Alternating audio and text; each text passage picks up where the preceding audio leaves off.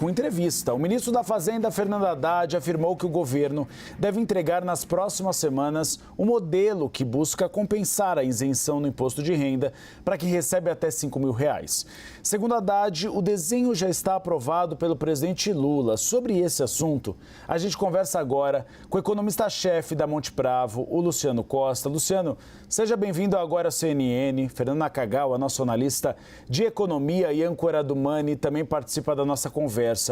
Primeiro, eu gostaria de entender como o senhor tem visto essa possibilidade de contrapartida e o senhor considera que isso traz algum tipo de justiça para o imposto de renda, que haja um menor imposto, no caso, uma isenção para quem ganha menos e um maior imposto para quem ganha mais? Boa tarde, Uribe. Sempre um prazer falar com vocês.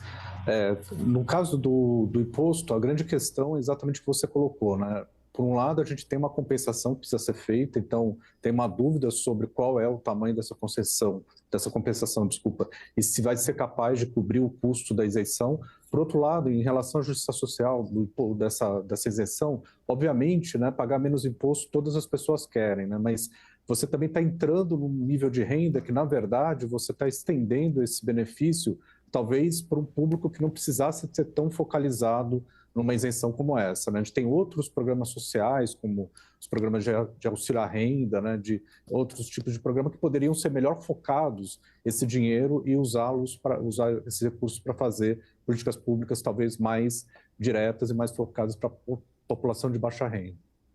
Fernando Nakagawa. Obrigado, Uribe. Luciano, eu queria te ouvir sobre o que se cogita de medida para compensar a renúncia que seria concedida a todos que ganham até R$ 5.000. Uma das hipóteses, a mais provável, seria cobrar um imposto mínimo, a ideia, um conceito de imposto mínimo, para todo mundo que tem uma renda mensal a partir de R$ 50.000. Lá no Ministério da Fazenda, a estimativa é que esse universo de CPFs seria mais ou menos em torno de 100 mil. Em 100 mil pessoas, será que daria para compensar todo o outro lado da conta com a renúncia para talvez 10 milhões de pessoas que ficariam livres do imposto de renda? Sim, excelente pergunta, Fernando. Esse é o ponto, né? A gente estava falando de a gente estender, né, um imposto para esse grupo, né, das pessoas que são mais privilegiadas e ganham, né, uma renda teoricamente mensal acima de R$ 50.000, sabendo que o universo não é tão grande. E também, mais recentemente, o próprio ministro da Fazenda disse que tem um pedaço desses contribuintes que seriam mantidos, né, isentos. Por exemplo, profissionais que já são CLT, ou seja, já têm a tributação na fonte, mas ganham acima desses R$ 50.000, servidores públicos também que têm um rendimento acima desses R$ 50.000 mensais, na média, estariam fora dessa conta. Portanto, esse imposto sobre esse pedaço, né, da população, esses contribuintes, provavelmente não cobre totalmente o custo da isenção, que é em torno de 40 bilhões de reais. Então, a gente fica aí numa questão para o próprio mercado, né, de como o governo vai conseguir fazer essa diminuição desse imposto para essa camada tão grande da população e, mesmo assim, manter as contas públicas equilibradas, né, no caso, compensar essa diminuição de imposto. E a possibilidade, né, Luciano, que a gente viu no pacote fiscal do Congresso Nacional simplesmente desidratar completamente essa proposta.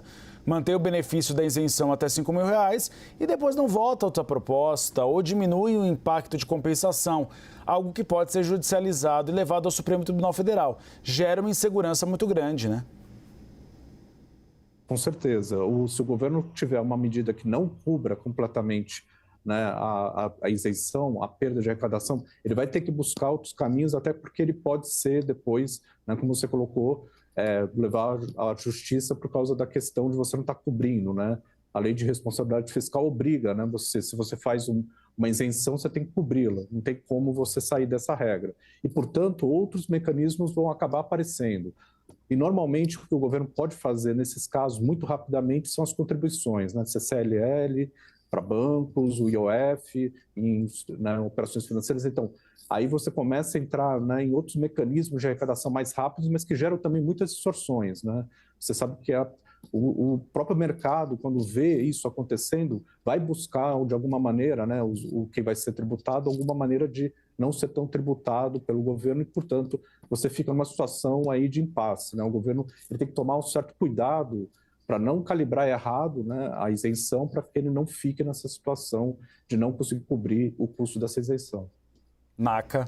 E, Luciano, olhando de novo, perguntando sobre esse universo aí de 100 mil CPFs que estão no topo, ganhando acima de 50 mil reais, que tipo de renda geralmente tem este grupo? São dividendos? São rendas de negócios atrelados a este CPF? Mercado financeiro? São dividendos de ações?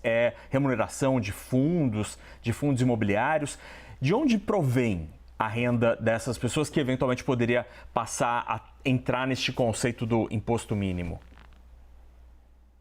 Exatamente como você colocou, provavelmente são os rendimentos isentos mais claros, são os dividendos que você recebe da empresa, né? No caso você ser acionista, mesmo um acionista de uma ação na bolsa, no caso também dos fundos imobiliários, né? A rentabilidade é isenta, então tem vários mecanismos de isenção aí dentro da modalidade de investimentos que teoricamente deveriam estar sendo tributadas, né? Mas vai cair sempre numa questão também jurídica, né? Se a empresa já é tributada no seu lucro, então o dividendo não deveria estar sendo tributado depois, né? Seria uma bitributação.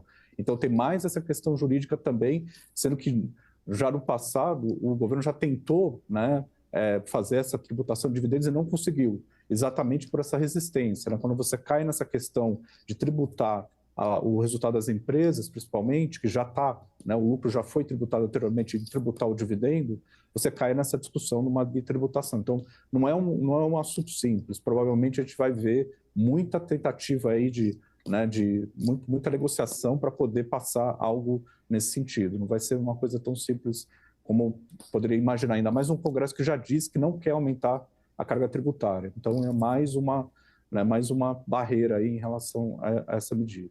Um assunto complexo que vai dominar as discussões deste ano. Nós conversamos com o economista-chefe da Monte Bravo, o Luciano Costa. Luciano, muito obrigado por abrir espaço na agenda, num pleno domingo, para conversar com a gente e trazer todos esses esclarecimentos. Muito obrigado.